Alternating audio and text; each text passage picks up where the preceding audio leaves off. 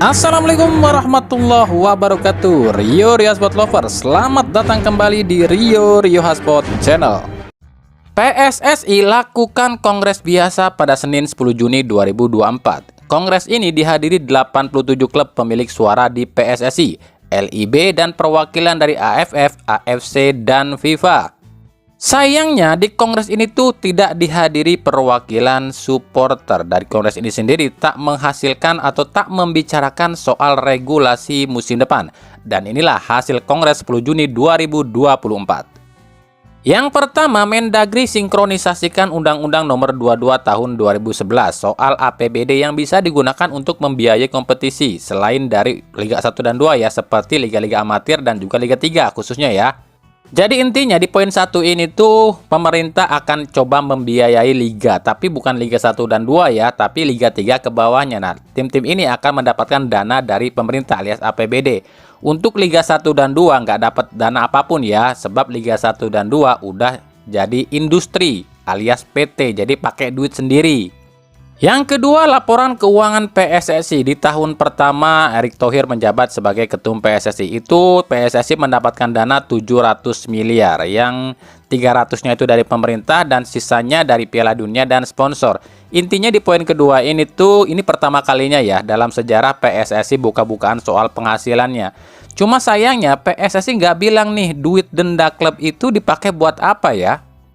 Yang ketiga, dana untuk setiap asprop naik dari 300 juta per tahun menjadi 500 juta per tahun. Nah, poin ini sih sebenarnya cuma nguntungin buat anggota PSSI doang ya. Karena kan cuma asprop doang yang dapat kan. BTW tuh duitnya dari mana ya? Apakah dari denda klub gitu? Poin keempat, PSSI baru mencicil 20 miliar dari total 90 miliar utang PSSI ke pihak luar dan diharapkan 2-3 tahun ke depan sudah lunas. Oh, berarti ini kali ya duit dari denda klub ya buat nyicil utang.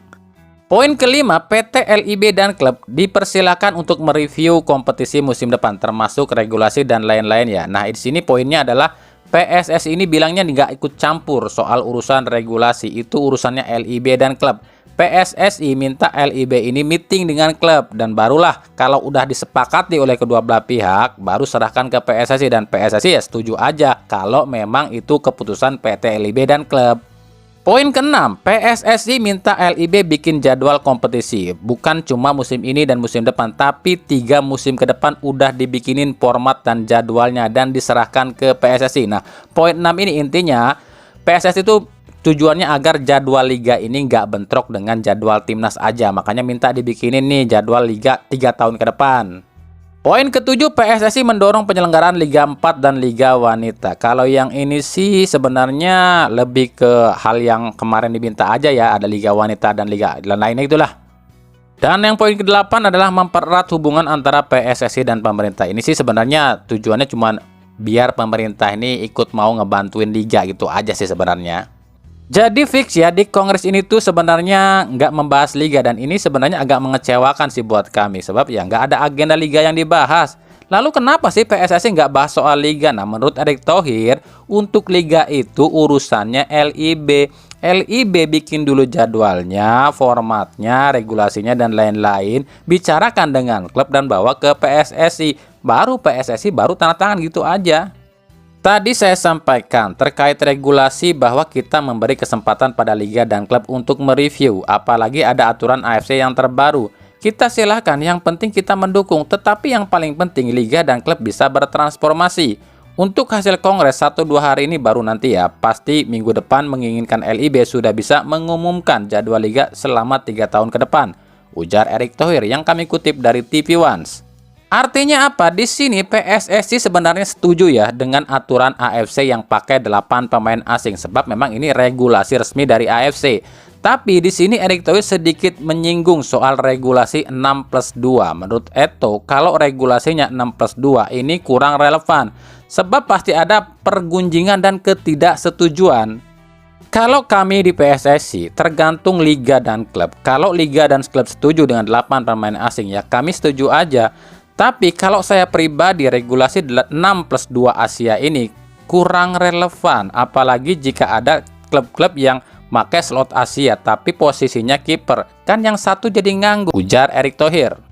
Nah, makanya kita akan tunggu nih hasil rapat dari LIB dan klub. Apakah regulasinya tetap 6+2 atau 7+1? Yang 7 bebas, 1 Asia. Kalau kami pribadi lebih setuju 7+1 ya, sebab yang 1 Asia udah cukup lah. Jadi yang 7 bebas. Kan kalau bebas ini boleh dari mana aja termasuk Asia. Ini lebih relevan sih buat kami. Yang kedua, di sini artinya Erick Thohir meminta pada LIB untuk benar-benar membicarakan hal ini, masalah regulasi ini ya dengan para klub ya. Apakah para klub memang udah setuju dengan regulasi 8 pemain asing dan bagaimana konsekuensinya? Itu ya yang kami cermati dari ucapan Erick Thohir ya.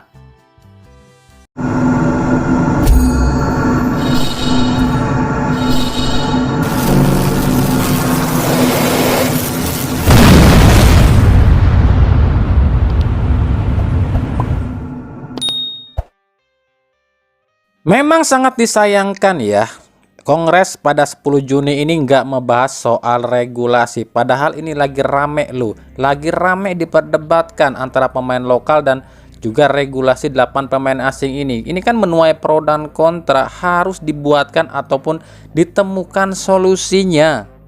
Jika kita berkaca pada liga-liga lain yang juga banyak memakai pemain asing, salah satu solusinya adalah dengan mengadakan banyak turnamen seperti Piala Liga ataupun piala yang lain. Kita contoh Liga Thailand dan Liga Malaysia. Di Liga Thailand pakai 3 turnamen, yaitu Liga 1 Thailand, Piala Liga dan Piala FA. Di Malaysia pun ada 3 turnamen, yaitu Liga Super Malaysia, Piala FA dan Piala Liga. Di Indonesia pun harusnya diadakan 3 turnamen, yaitu Liga 1, Piala Presiden dan 1 turnamen lagi seperti Piala PSSI ataupun Piala Liga. Kami yakin dengan adanya turnamen-turnamen seperti ini, pasti gak akan banyak aksi-aksi atau akan meredam aksi-aksi protes para pemain lokal kita. Sebab dengan adanya atau ditambahnya jumlah turnamen, otomatis semua pemain akan mendapatkan menit bermain atau kesempatan untuk dimainkan. Cuma yang jadi permasalahan di Indonesia bukannya tak mau membuat turnamen-turnamen lain, tapi persoalan utamanya adalah dana, terutama sponsor. Contoh saja di Liga Thailand. Liga utama Thailand itu disponsori oleh Toyota alias Revo. Piala Liga disponsori oleh Chang, sebuah perusahaan minuman, sebab di Thailand nggak ada aturan penggunaan sponsor minuman atau bir. Sementara Piala FA disponsori oleh Revo yang bekerja sama dengan FA Thailand. Di Liga Malaysia ada 3 kompetisi. Liga Super yang disponsori oleh Honda, Piala Liga Malaysia disponsori oleh BUMN, dan Piala FA Malaysia yang disponsori oleh perusahaan rokok. Inilah salah satu yang harus dibicarakan oleh PSSI dalam Kongres. Kita memang punya aturan dilarang pakai sponsor berbau rokok, minuman, atau judi. Tapi harusnya PSSI dan LIB lebih giat mencari sponsor kalau memang nggak boleh pakai sponsor seperti rokok, minuman, dan judi. Kalau buat kami pribadi, pendapat kami ya nggak apa-apa pakai sponsor rokok. Toh itu juga nggak dilarang kok oleh FIFA, kayak yang udah di Liga Indonesia kayak Jarum Super, Jisamsu, Kansas, dan Dunhill yang boleh jadi sponsor. Atau minuman ya seperti Extra Joss, Kuku Bima, Torabika, dan lain-lain. Intinya kalau orang-orang yang ada di dalam PSSI dan LIB-nya ini kerja, ya harusnya bisa dapat sponsor. Jangan ini mah yang nyari sponsor ketum PSSI-nya mulu, yang lain cuma duduk manis, makan gaji buta doang, ya susah.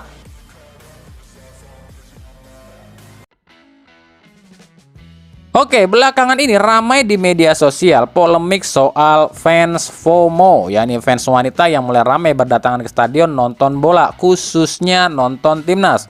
Nah, yang jadi perdebatan atau yang jadi polemik adalah sebutan FOMO. Mereka ini kebanyakan yang datang bukan buat nonton timnas, tapi cuma mau datang ataupun mau foto-foto atau video sama pemain tertentu aja di timnas ya. Sebenarnya kami nggak mau bahas ini ya, karena ini tuh kita harus lihat dari 2 sisi. Tapi karena ini banyak banget yang minta dan juga katanya ini viral banget di medsos, oke lah, kita akan coba lihat dari 2 sisi ya.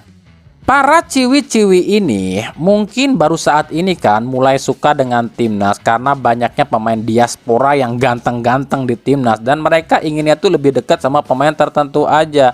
Tapi para ciwi-ciwi ini pun nggak bisa sepenuhnya disalahkan. Kita nggak bisa langsung ngelarang mereka. Tapi para ciwi-ciwi ini tuh harus diarahkan, dikasih arahan gitu loh. Toh mereka datang ke stadion pun beli tiket kok, cuma mereka ini butuh diarahkan, butuh edukasi lagi, nggak boleh seperti itu. Mereka memang meneriakan pemain-pemain tertentu aja, tapi itu pun akan mengganggu pemain yang lain. Ini harus dikasih tahu nih sama mereka, nggak boleh, jangan ngelarang mereka datang ke stadion, tapi kita kasih arahan ya. Kita arahkan mereka supaya menjadi supporter yang benar, itu loh. Jadi kita nggak boleh langsung ngelarang, oh lu nggak boleh datang lagi ke stadion, jangan. Tapi kita arahkan, nonton sepak bola tuh harus begini, begini, begini. Jadi jangan kita langsung menyalahkan mereka nggak boleh datang ke stadion, tapi kita bina, kita bimbing mereka, karena mereka ini kan awam gitu loh soal sepak bola. Mereka ini baru sekarang loh mengikuti sepak bola, itu yang harus kita sadari gitu. Kita harus paham lah, kasih pengertian lah buat mereka gitu.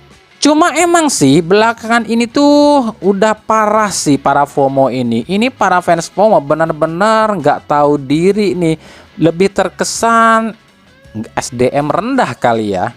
Coba lihat video ini, sampai-sampai ya pemain mau ke toilet pun diikutin loh, divideoin loh. Pemain dirangkul-rangkul, ditarik-tarik dan lain-lain. Ini harus dijelaskan pada orang-orang ini, nggak boleh kayak gini. Ini melanggar peraturan. Pemain itu punya privasi dan punya peraturan pribadi dan punya peraturan di sepak bola, nggak bisa seperti itu. Giliran dilarang oleh PSSI dan pemainnya nggak mau diajak sono sini, diupload di media sosial dan tulis apa? Pemain sombong, pemain belagu dan lain-lain. Inilah SDM yang kurang dari netizen kita loh. Kalau cara lu kayak gitu, ya lu ngerusak pemain namanya. Lu bukan ngedukung timnas namanya, tapi ngerusak timnas namanya. Kalau dibilang SDM rendah, ngambek. Tapi kelakuannya mencerminkan SDM yang rendah. Makanya harus ada edukasi buat para fans FOMO ini, agar mereka lebih paham sepak bola itu seperti apa dan jadi supporter itu seperti apa. Nih ya, buat kalian yang nonton video ini yang merasa melakukan hal yang sama yang kami sebut fans FOMO, kalian harus tahu nih, masalah ini bisa masuk ke kriminal lo ya. Jatuhnya ini mengganggu privasi pemain dan lu bisa kena pasal lo. Paham ya? Jangan sampai karena lu ngotot pengen deket sama pemain, ujung-ujungnya masuk builan dan lu nggak bisa ngapa-ngapain. Kalau pemain ngerasa terganggu dan ngelaporin lu, maka habislah lu. Makanya kami bilang, berpikirlah 1000 kali kalau mau ngapa-ngapain. Paham ya?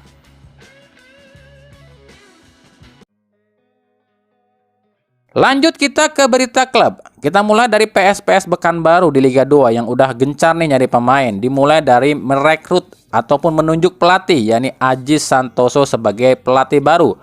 Lalu di sisi pemain pun yang diincar oleh PSBS Pekanbaru ini tuh agak unik ya. Ada Maman Abdurrahman, Tony Sucipto, Makan Konate, Herman Zumafo, Zulham Zamrun, Ferdinand Sinaga, Sahar Ginanjar dan lain-lain. Loh, ini apa-apaan ya? Ini kok aroma Persib kental banget ya.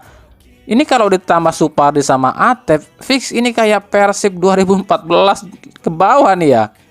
Ini kebetulan apa emang udah direncanakan kayak gini ya? Tapi ini tuh baru sebatas rencana lo ya. Rencana ini tuh digagas awalnya oleh Supardi yang ingin mengumpulkan skuad juara Persib gitu loh. Tapi ya kita nanti, benarkah para pemain ex Persib ini akan berkumpul di PSPS Pekanbaru musim depan? Dari Persib Bandung, ini banyak banget yang nanya nih, Bang, kenapa Persib kok sampai saat ini belum umumkan satupun rekrutan barunya? Oke, kita akan sedikit jelaskan ya, tapi catat ya, ini sepengetahuan kami aja loh ya. Kalau ada yang salah harap dimaklum, sebab kami bukan orang Persib. Kami akan jawab pertanyaan ini berdasarkan pernyataan-pernyataan pihak Persib. Salah satunya pernyataan pelatih Boyan Hodak. Boyan Hodak bilang akan mempertahankan 90% skuad yang kemarin. Tujuannya apa? Selain mengirit pengeluaran, tapi juga demi strategi. Jadi dengan gak banyaknya yang dirombak, otomatis tugas Boyan Hodak gak terlalu berat. Sebab para pemain pasti udah hafal dengan cara melatih Boyan Hodak. Cuma kelemahannya adalah kalau pakai sebagian besar pemain musim kemarin, para lawan Persib udah tahu cara main Persib dan ini bisa jadi bumerang bagi Persib. Nah, kita akan tunggu Hodak apakah punya inovasi apa enggak nih? Apakah punya gimana caranya agar lawan gak bisa tahu cara main Persib? Yang kedua, Hodak pernah bilang kayak gini nih, tentu saja kami ingin mendatangkan pemain baru, tapi masalahnya adalah pemain yang kami inginkan berpikir bahwa Persib adalah klub yang kaya raya, sehingga mereka meminta uang yang sangat besar pada kami dan kami nggak bisa membayarnya. Itu kata Boyan Hodak. Untuk yang satu ini kita akan jelaskan sedikit riwayatnya ya, buat kalian yang belum paham ya. Persib itu di mata para pemain, baik pemain lokal maupun pemain asing, dianggapnya tim kaya raya. Di Persib itu nggak pernah kedengaran ada yang namanya tunggakan gaji, apalagi Persib baru aja jadi juara. Inilah yang dimanfaatin agen-agen pemain. Kalau Persib nawar pemain ke agen, dimainin tuh sama si agen yang tadinya harganya misalnya 4 miliar, dinaikin jadi 6 miliar. Belum lagi pemainnya pun ngelunjak nih, minta tambahan inilah, tambahan itulah, dan Persib nggak bisa memenuhin itu. Sebab faktanya Persib pun sama dengan klub lain, kesulitan ekonomi juga.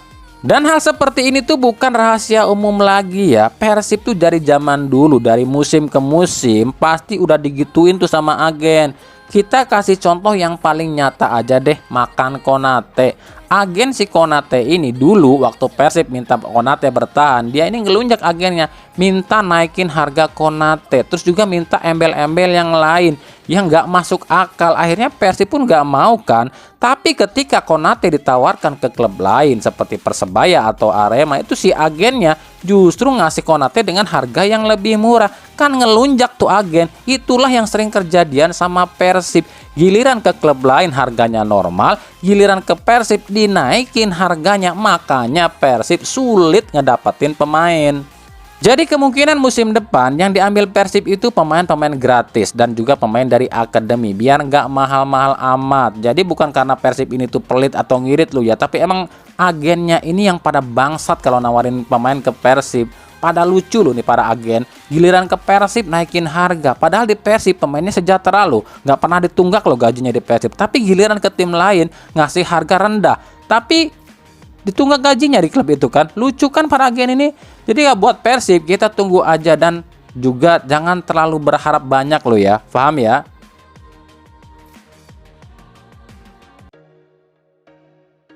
Dari Persija Jakarta, Persija resmi terbebas dari sanksi registration ban. Di situs FIFA nama Persija sudah menghilang. Nah, dengan hilangnya sanksi ini maka Persija pun siap ngebut di bursa transfer.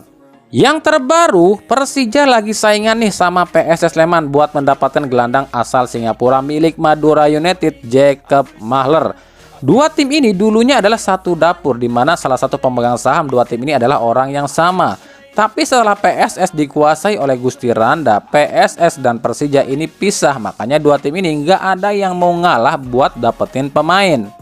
Makanya kita akan tunggu nih di sini seperti apa gebrakan Persija setelah lepas dari sanksi registration ban. Untuk mendapatkan pemain ya kuat-kuatan duit aja. Siapa yang kuat duit, dia yang akan menang. Makanya ini menarik, akan kita tunggu ya.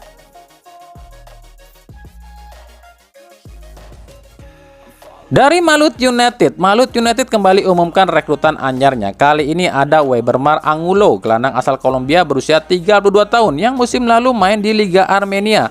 Angulo dikontrak selama 1 musim oleh Malut United.